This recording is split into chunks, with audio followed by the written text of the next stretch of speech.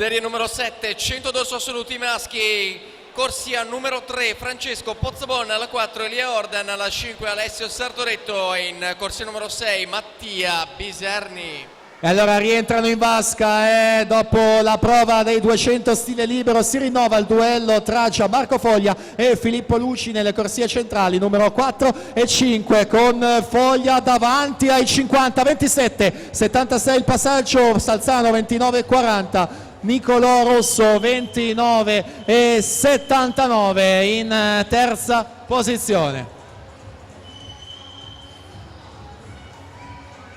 Uscita dall'ultima subacquea per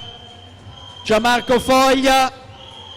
quindi in arrivo la seconda vittoria della mattina, timbra i 100 d'orso, vediamo il suo tempo, 57 e 34 per lui. Valerio Salzano 59 10, Nicolò Rosso 60 e 86, però facendo il riepilogo di tutte le serie